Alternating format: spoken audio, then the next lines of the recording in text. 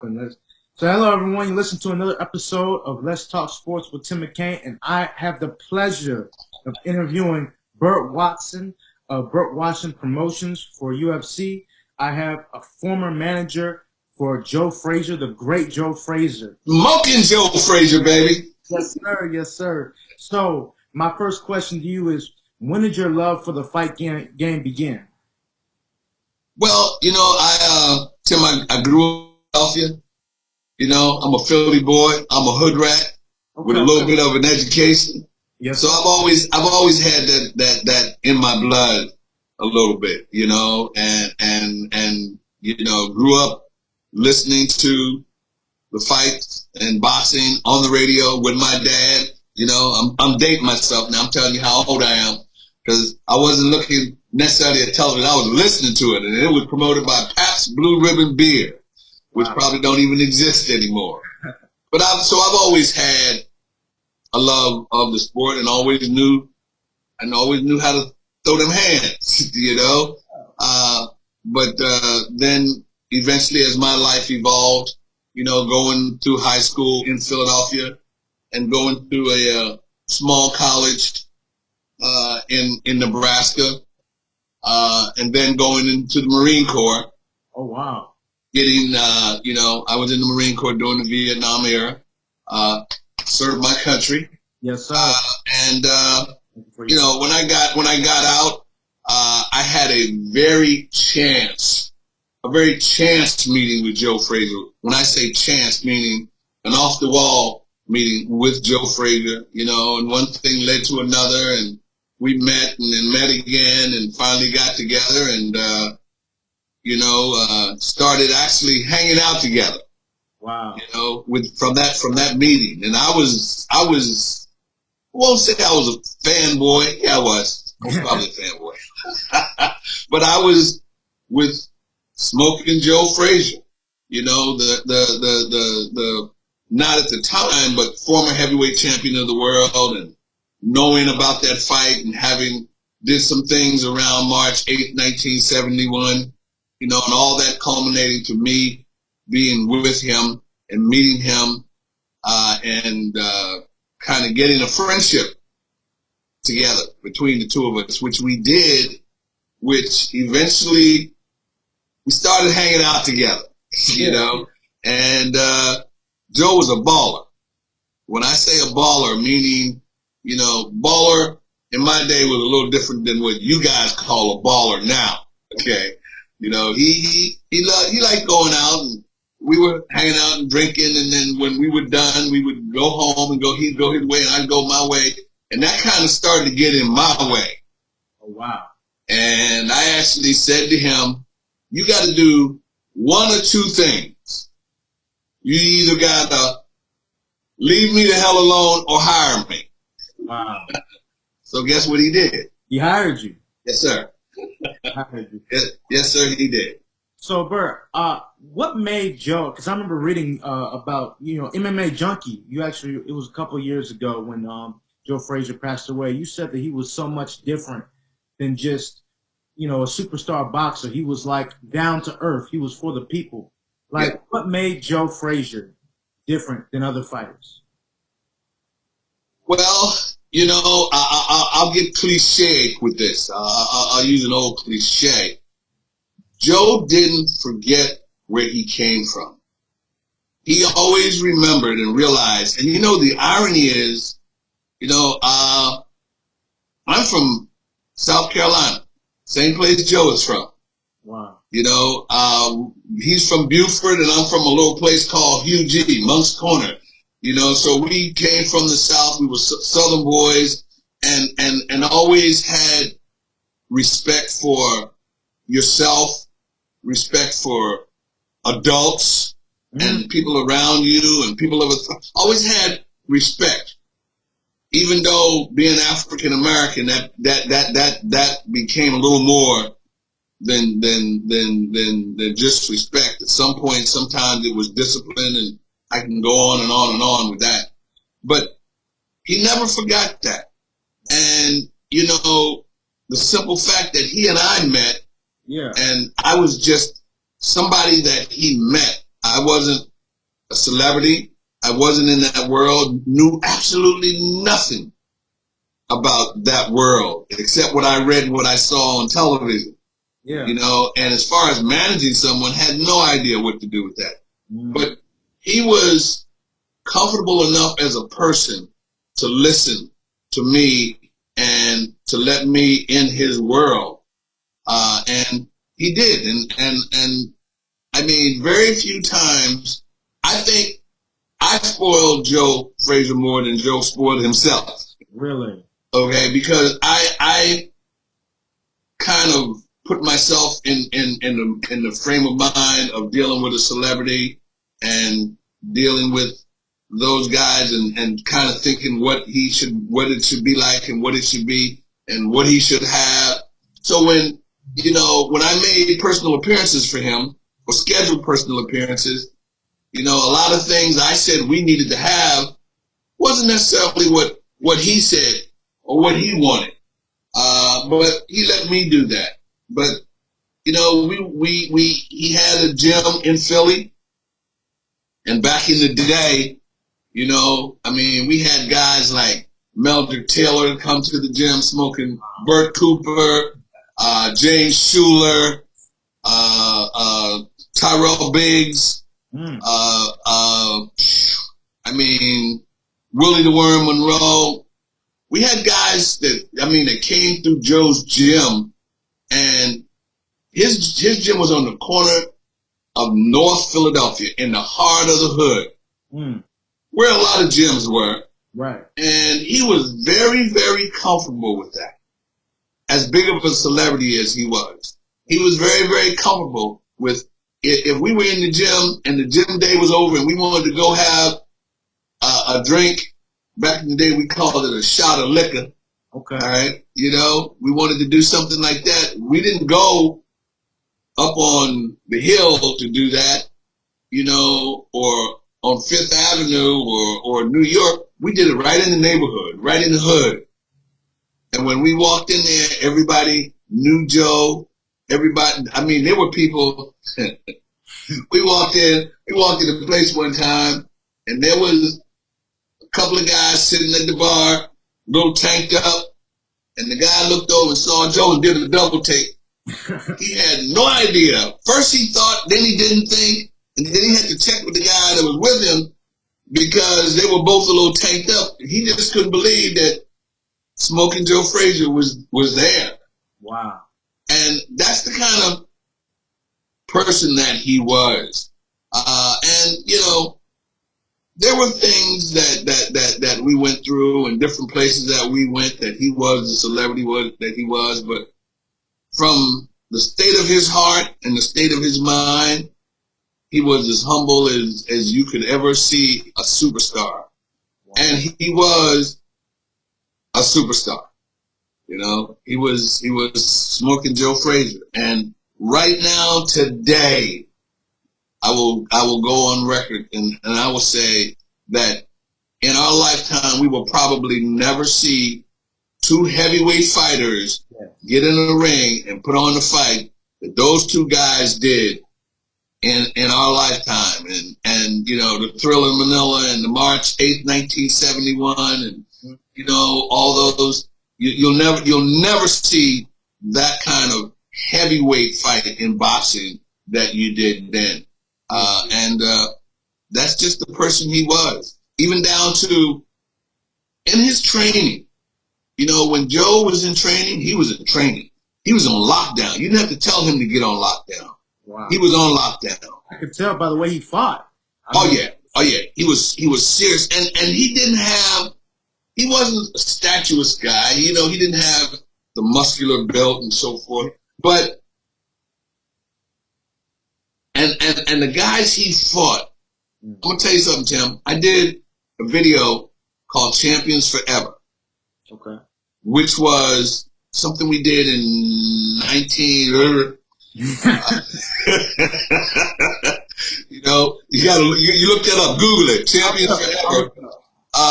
And it was a documentary of Joe Frazier, George Foreman, Muhammad Ali, Larry Holmes, and Ken Norton, of the 5 fights that those guys did together in their lifetime.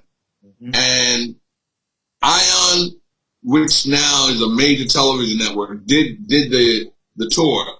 And I traveled with those guys. In fact, I was the only one that traveled the entire time with all 5 of them. Mm. You know, sometimes Larry's people would go, sometimes Muhammad's people would go, you know, and then when they started splitting the 2 guys up, they would send me on different ways. But how I brought that up was Joe was probably the smallest out of all those 5 guys. Mm-hmm. Those guys were, and for the very first time, that I was in the presence of those 5 guys, I was stunned to see how big, first of all, how big Muhammad was in comparison with George and Larry and Ken. And then as they got older, when I did this video, they were all retired and done. They were still huge guys. They were still big guys, you know, and Joe fought through that. So when he trained and got in shape, he stayed in shape. He stayed in training. Wow. And when he wasn't and we was out, we was out. Okay, my last question about Joe. Outside of Joe Frazier, who were some of the great fighters that you trained with? Well, I'll say this. I was never a trainer per se. I trained at, was taught by some of, you know, I worked out in the gym, and, you know, at the time Joe had Marvis Frazier and Tyrone Frazier, you know, and his son Joe Jr. and all those guys. You know, I had one fight and lost it and knew that wasn't what I needed to do. Okay. One. My first professional fight, I lost, and that was the end of it. I said, you know what? I'll just learn how to fight to keep people off my booty. But I'm not taking this up. But I worked I did more the coordinating aspect of it. Interesting. In the course of my career, mm-hmm. I coordinated fights for Mike Tyson, Oscar De La Hoya, Roy Jones, Tito Trinidad, Lopez, Evander Holyfield, Vinny Pazienza. The only fighter, Sugar Ray Leonard, I did the fight when Sugar Ray Leonard fought Camacho. Okay. I did a couple of his other fights. From 1985 or 88 to 1996, the only fighter I never worked with was Lennox Lewis. Wow. Anybody else in that era, Arturo Gatti, I did Zab Judah. I did a fight that involved those fighters. In fact, I did Tyson's last 5 fights. Four of them were his worst. he didn't like the last 4, but I did the last 5 fights, starting with when he fought Buster Mathis Jr. in Philadelphia, Don King Promotions, to the last one where it was McBride in Washington, D.C., and Layla Ali was on the undercard. And I did all of Layla's fights. Yeah, I saw. You know, Layla has 25 fights. I did 24 of them. That's amazing. That's amazing. Actually, my last Joe Frazier question, it just came back to my mind. How would Joe Frazier fare in today's heavyweight boxing circle? With Tyson Fury, Deontay Wilder, how would he do against those guys? I think Joe, and not because, you know, I was with Joe, worked with him, but Joe's technical style and his conditioning and his strength and his ability to take a punch would have helped him in today's boxing against those guys. You know, because these guys now, you know, I'm impressed with these guys because they are big guys that jab, they move around, and Joe was that. Joe would move, Joe would slip, and Joe would be relentless and be up on you. And when you threw punches, he would get away from him. He would get away from him and he would throw. He would get away and throw, get away and throw. Wow. And that would help him sustain with these guys today because they do that. Unlike Mike Tyson. Okay. Tyson just charged you. Yeah. And threw it. And bullied you. And scared you to death. Okay? And when you set up to throw technically or to throw a punch, Tyson just came right through it. He just went boom, right on you. Okay, so when he did that, that negated everything that you had from the offset, and you ended up. Very few people, except for Muhammad Ali, knew how to fight back, running backwards. Wow. Muhammad Ali knew how to do that. And I don't know if you've ever noticed that, but yeah, most of his stuff was on a backward. Bing, bing, bing, bing. Yeah, he would throw it back. He'd throw it backing up, and sometimes he'd be backing up so much you see him reaching for it. Right. But he knew where to go because he was backing up. So he was always the hit and not get hit type mentality. Bingo. But he perfected that. Interesting. And Joe today would technically be able to get up under these guys and stay with them. And from a conditioning standpoint, if you weren't in shape, he'd wear you out. I believe he would wear you out. I mean, the old school boxing rounds was 15 rounds. Now it's 12. So that conditioning definitely would help. 15, and it didn't start to get. Muhammad Ali was an enigma, technically, because he was quick, fast, and accurate with his punches. And you went from Muhammad Ali to Sugar Ray Leonard. Wow. That's a big gap. Yeah. But then Sugar Ray brought it back. He brought that switch technicality and that skill, and then it went from him to a little bit of De La Hoya and a lot of Tito Trinidad and Zab Judah. And then it went from that point to Roy Jones and then to Mayweather. Yes, sir. But Joe would have definitely survived with the days heavyweight. Yes, sir. Yes, sir. So I want to get into this. So what led you to go from boxing to UFC? That's interesting. UFC. And you know what? It was another chance, maybe. Now I'm sitting there talking to you. I've had quite a few chances. Shit. Oh, can I say that on this?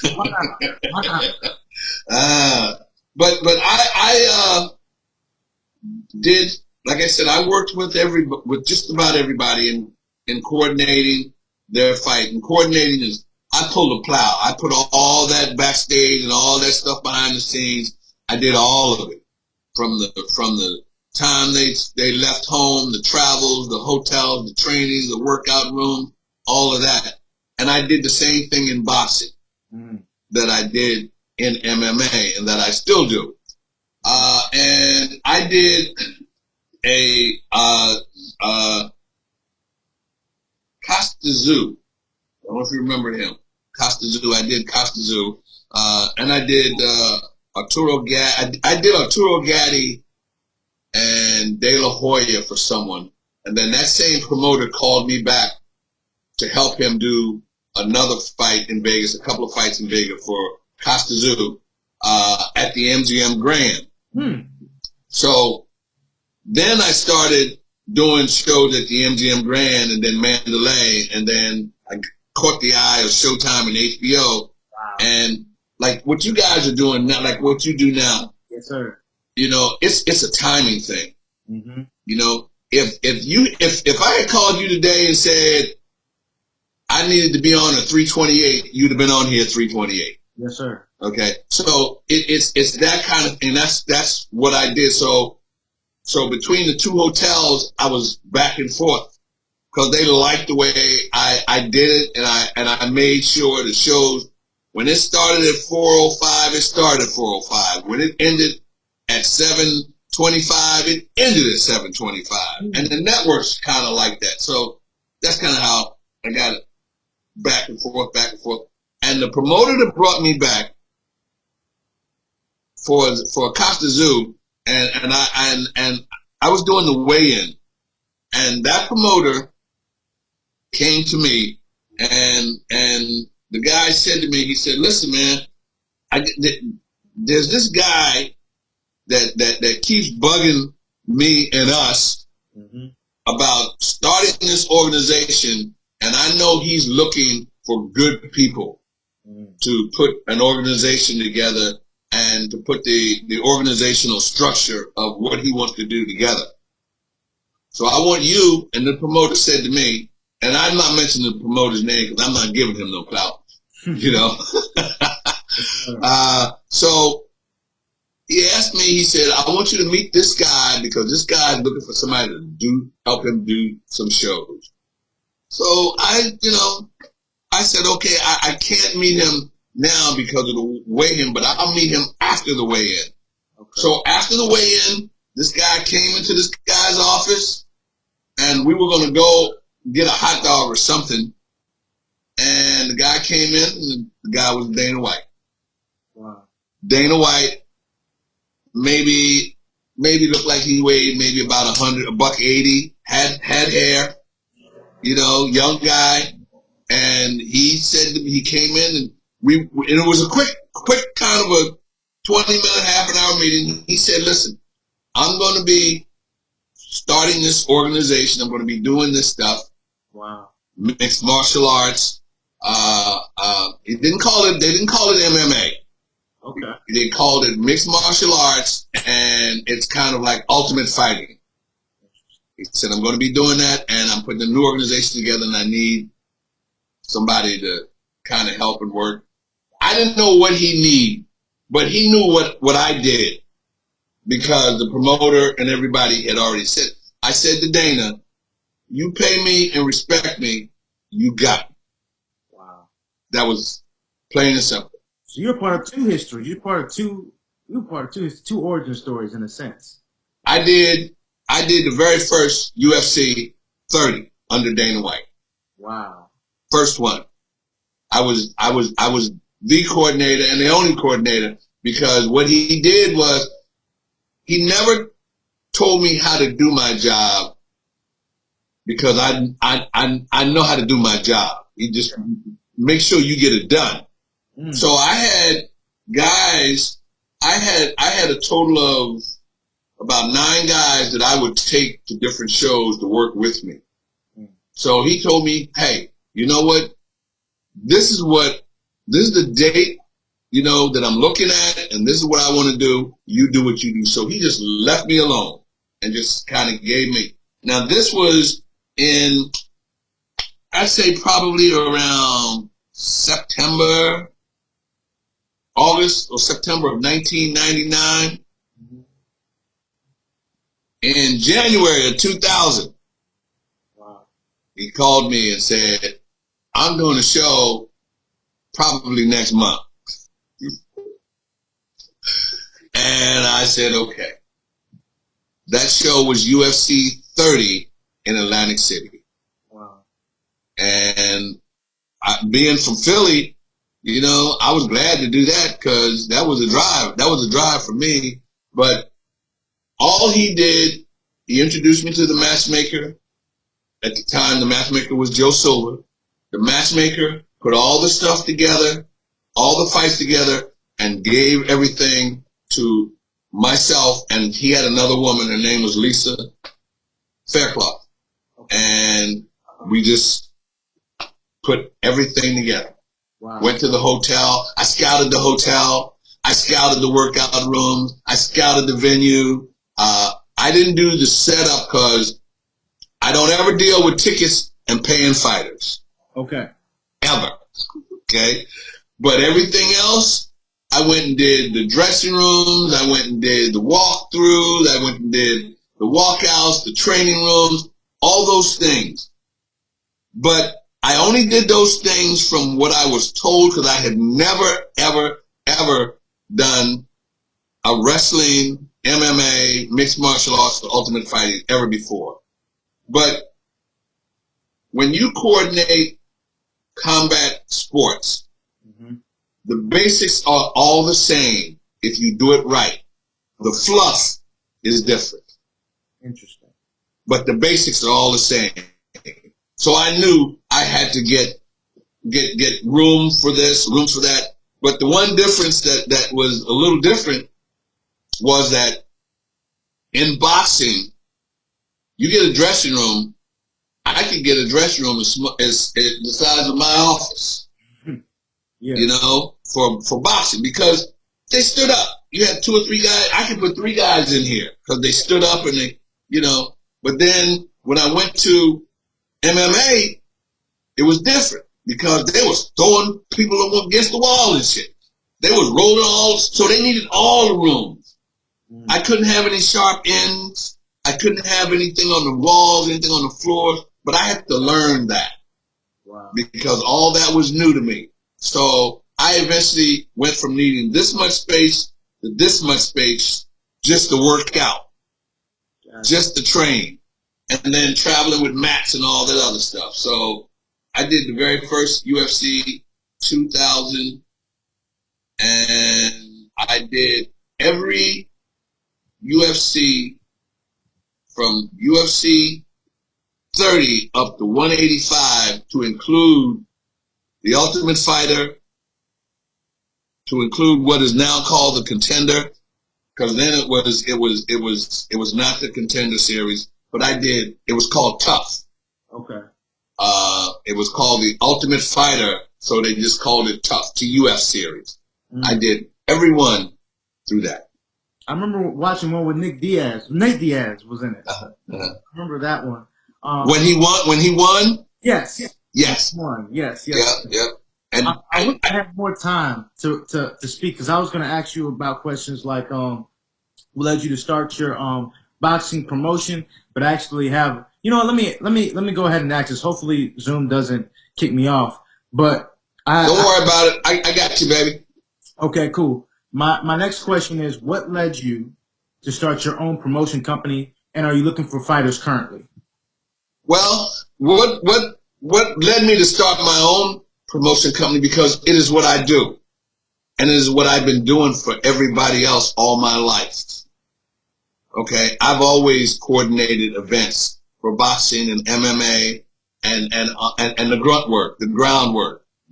That's what I do. So the only thing I didn't have was the financial resources. But then, like everybody else, they went and got sponsors, or went and got somebody to sponsor them, or went to get somebody to do whatever.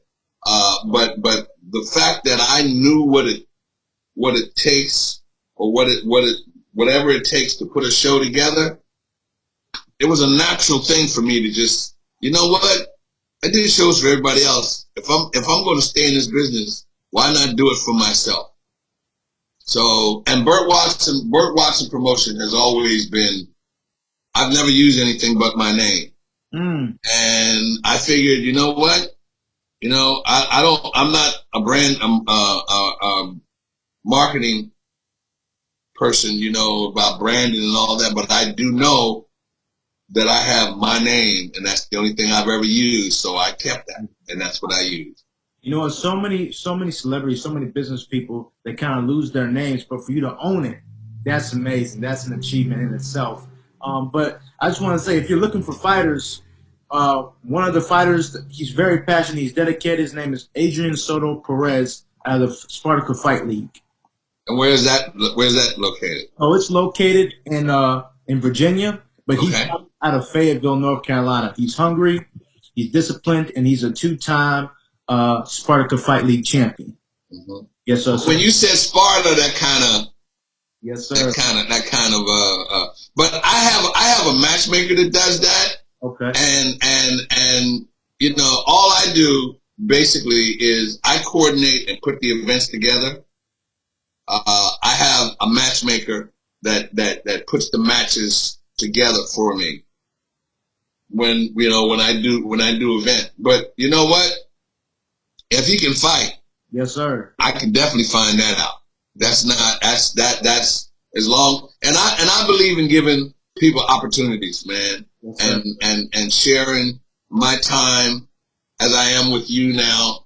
You know, sharing my time and my knowledge with anybody. You know, so if you ever come across a fighter, just send me an email with a name and a location, and I can pass it on to the matchmaker. And I can guarantee you, if he can fight and he's accessible, you know, everybody gets a shot, because everybody's looking for people to put fights together and looking for fighters.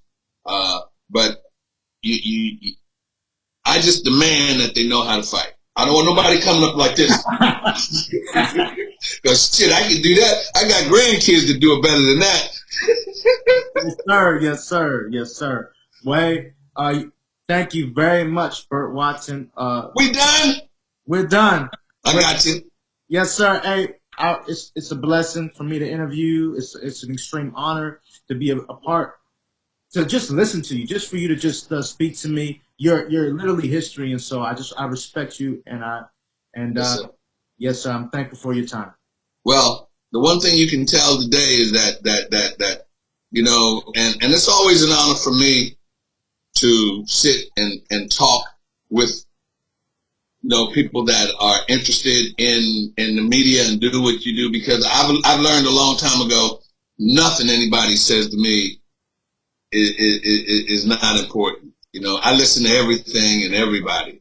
Wow. And when you listen, people listen to you from here, baby. And I know that. Don't you ever forget that. Yes, sir. Thank you, Mr. Watson. You're very welcome, man. It's my pleasure. Anytime again, you know where I am, baby. Yes, sir. Peace.